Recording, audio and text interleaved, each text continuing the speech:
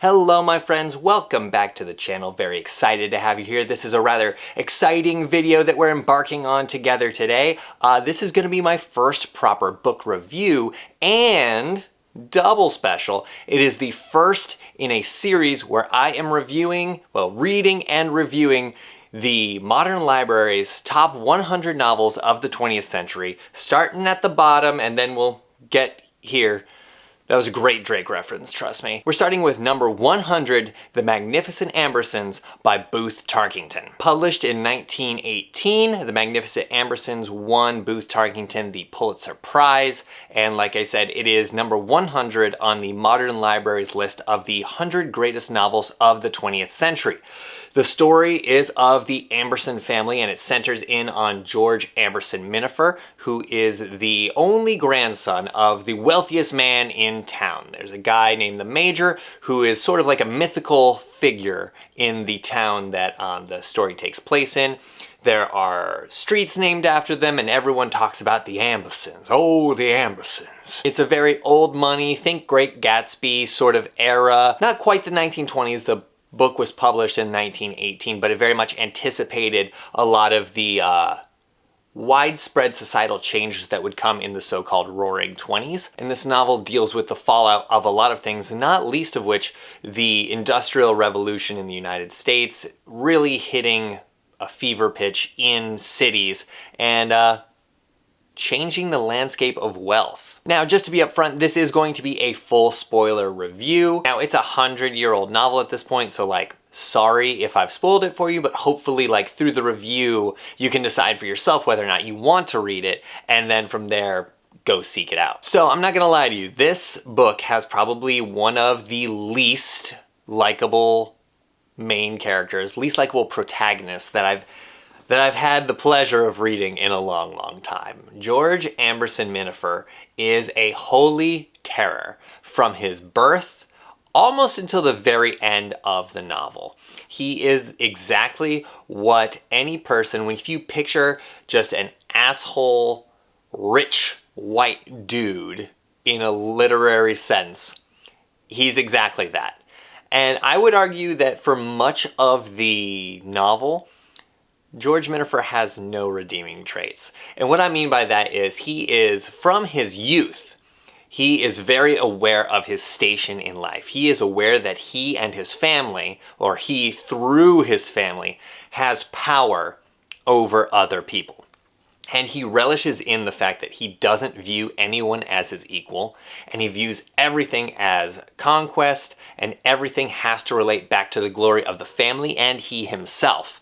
He is one of the idle rich. In fact, at one point throughout the novel, he tells the woman that he is trying unsuccessfully to woo, that it is much better to be things than to do things. And I'll circle back around on that conversation in particular in the novel and the character of Lucy overall. So just an overview of the characters. We have George Amberson Minafer, who is one of the least likable protagonists I've come across in a long time. We have his mother, Isabel, who babies him, coddles him, and there are some real Freudian undertones to a lot of this book, and I'll circle back around to that in a little bit.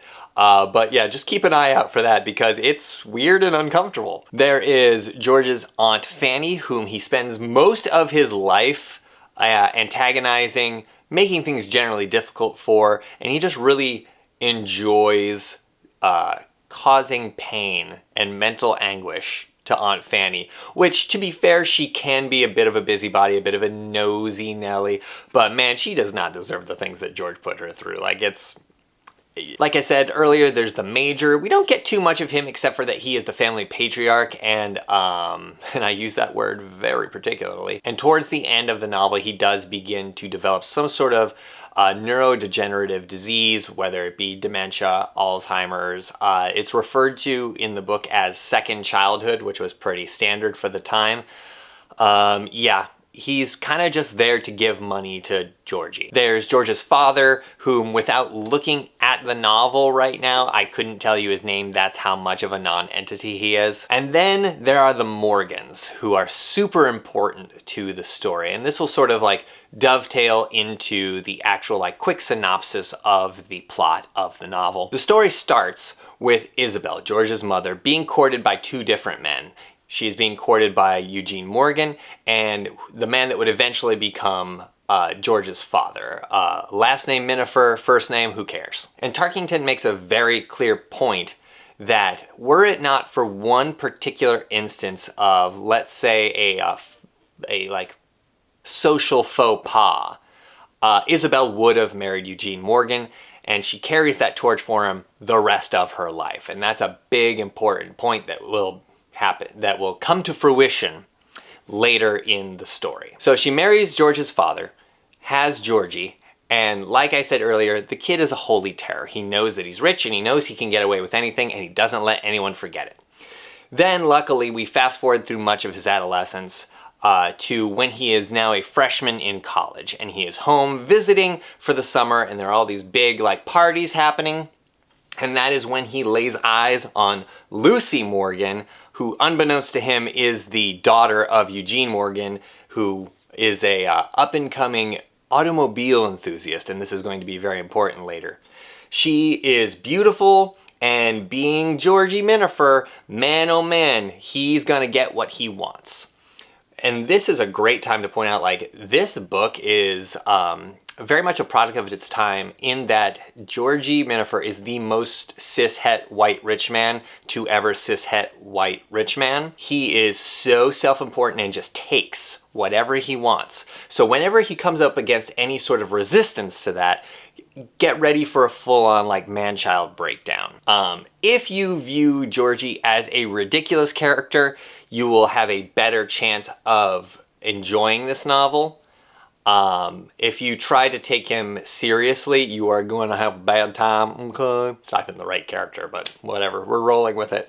So Georgie meets Lucy, and it's very clear that he falls in love with her, or at least his version of love, in that this is thing that I want, so I'm going to go out and get thing. The problem is her father, Eugene Morgan, is not only a proprietor of automobiles, which Georgie and everyone else of the moneyed class in town are convinced is just a passing fad, and this is going to be a big plot point. He's also kind of got a thing still for his mother, and even though she's married, his mother still kind of has a thing for him. It's very clear right away. Also, Fanny's like trying to like elbow her way into that situation, and it's just not happening for her. Like, I feel so bad for Aunt Fanny, I really do. Luckily from there, we get little bits and pieces of Georgie's life. We don't get belabored with what's happening to him at school, which is good because him at school is probably a bridge too far in terms of insufferability. We get him coming home on like winter break, summer break, stuff like that, and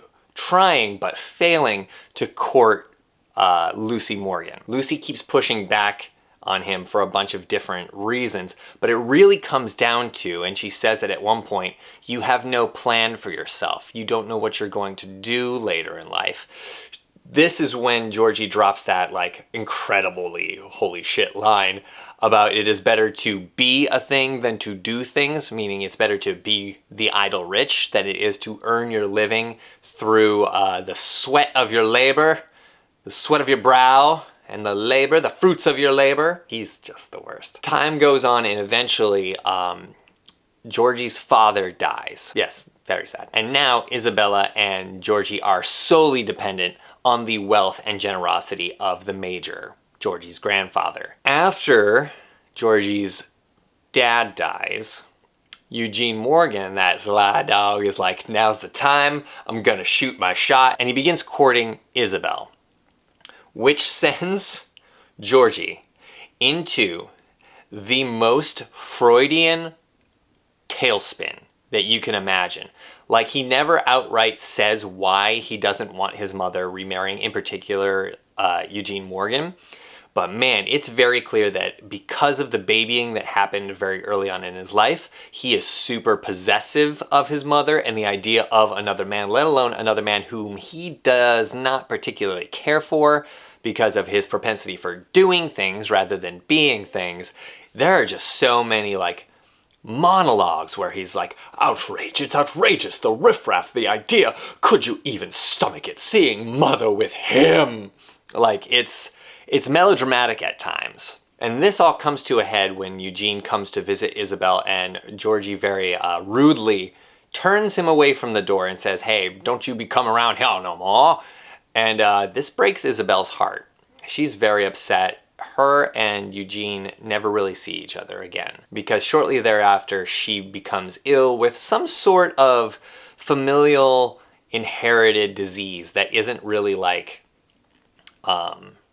explained anywhere in the novel. It's just sort of like, oh, it's a touch of the Major's old disease, and that we don't really get anything else from it. I'm sure there are some scholars out there who have pieced it together, and honest to God, I just couldn't be bothered to look it up. So she dies and Georgie is just devastated, right? And then add to that the fact that the Major is slowly declining as well, and this is where Eugene Morgan's business comes in. The economy of the town is changing so quickly that it is very much leaving behind the old rich and replacing them with a new rich. So industry is coming into the city, and it is polluting the air, and it is forcing the city to grow outwards. Because of the ascent of automobiles, people can travel longer distances, so they're okay with like, hey, the rich people no longer live in the center of town because that's where all the factories are.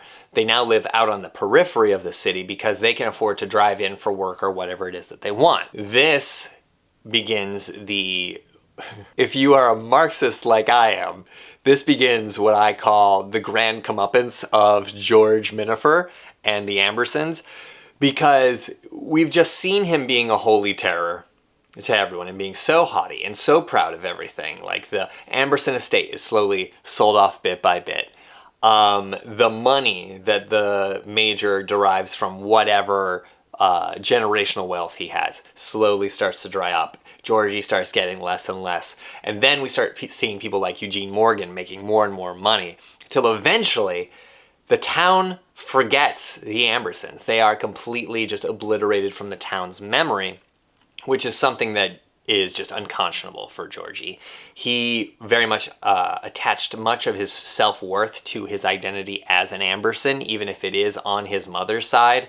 There's a reason he calls himself George Amberson Minafer rather than just George Minafer. And yeah, so he ends up without a penny in the world. And this is where I think the novel really rushes itself and kind of falls down flat, where he has to get a job and he gets stuck with Aunt Fanny. Like, Aunt Fanny just kind of gloms onto him because she has no money because she lost a lot of it in bad investments. So he ends up working as a manual laborer for a chemical company that, as luck would have it, is eventually owned in part by Eugene Morgan. So this is, like I said, this is where the novel falls down a bit, because we get so much of this novel, like so much of this novel is Georgie not changing, not learning anything, not being a dynamic character. He's just a static character who's an asshole, and you don't like him, because if you like him, there's something wrong with you. And then presto changeo, in the last maybe 15% of the book, through his manual labor, he starts becoming a more decent, humble fellow, which we don't really get to see any of it happen. It happens primarily off screen, if you will, and is related by a character that we had never seen before to Eugene Morgan, being like, oh, did you hear? Oh, George Minafer, yeah, he's working with chemicals, nitroglycerin, in fact. And we get all of Georgie's growth, if it can even be construed that way, to be honest, from a third-hand source. We don't get to see any of it happen. It's rushed, it's condensed, and then, oh my god, this part of the book was really frustrating, where it's it felt like Tarkington didn't know how to end the novel. So Georgie gets hit by a car, which is admittedly amazing irony. Yeah, it's great irony. That part, well done, Booth. Well done, Mr. Tarkington. And then while he is recovering in the city hospital, Eugene Morgan all of a sudden begins having these dreams about Isabella, her coming to him, being like, oh, take care of my son. He goes to a psychic and the psychic is like, oh, there's someone here who wants to talk to you. And it's basically meant to be like, oh, was it Isabel actually saying, take care of my son, please? And then Lucy, who never ends up marrying, which kind of leaves the door open at the end, also has similar dreams. And it's this weird coincidence that really encourages Eugene Morgan to eventually take a presto changeo different George Minifer in from the cold and set him back up for life again, so he's learned 0 goddamn lessons, and all it took was him getting his legs broken. First and foremost, my total rating of this book, it's fine. The construction is okay with the exception of Georgie's static character arc that kind of just does this, and then he gets a little bit of change at the end for like no reason. The prose itself is pretty good. It's what you would expect from early 20th century. Nothing to write home about. Nothing particularly egregious. The other characters are pretty compelling in my opinion. I think Lucy, for most of the book, is a pretty compelling female lead, and then at the end, to almost balance out George becoming a good person, she just becomes like the stereotypical oh, I have to make the house, oh, I have to keep the garden, which was kind of disappointing. There was a fair amount of casual racism in it, which is going to happen whenever there is a rich family in the the early 20th century. A lot of unsavory language, nothing outright. Ooh, there might have been an outright drop of the N-word. I'm not 100%, but there's some rather unsavory language focused at the African-American characters, and some unsavory characterization of them as well. So if that's something that you are sensitive to, that you can't handle, steer clear. Honestly, you're not going to be missing too much. I think this book is fine. That's my grade of it, is it's fine. It's not the worst thing I've ever read. Will I remember it 5 years from now? Not really. Do I think it deserved the Pulitzer Prize? Absolutely not. There had to have been something else that year that was better than this. How was there nothing more compelling than rich family loses money because industry? Isn't that sad? Come on. And then the question specific to this series, does it deserve to be in the top 100 novels of the 20th century? And that answer is a pretty solid no, it does not. I'm sure that as we go along, there will be some that definitely deserve it, some more that don't. Something else could have edged this out. Something else could have. But hey, you, if you are so inclined, give the book a read. See what you think. It's in the public domain, so you can probably find it for free on Project Gutenberg and a lot of other places where you can find public domain ebooks. My copy was from Barnes & Noble, and it cost me $11, which was $11 too many in my opinion. But I digress. Give it a read if you are so inclined. If you've already read it, what did you think about it? Am I way off? Do we at least agree that Georgie is just the worst? Can we just agree on that? And next week I will have a brand new review. This one will probably not be in the same series of the 100 best novels of the 20th century, but it's gonna be something rather special if I can finish it on time. So we'll see, we'll see. But hey, thank you so much for watching. I really hope you enjoyed this video. It's my first time doing a proper review. So if you wanna see little changes to the format as well, let me know in the comments. Subscribe if you haven't already. I'm gonna be posting twice a week now because apparently I'm just made of time. Follow me on TikTok at Gen Insight. Follow me at Instagram, Gen_Insight. And once again, thank you so much for being here. I really appreciate it. Go out there, seize the day, take care of yourself, and remember, I love you.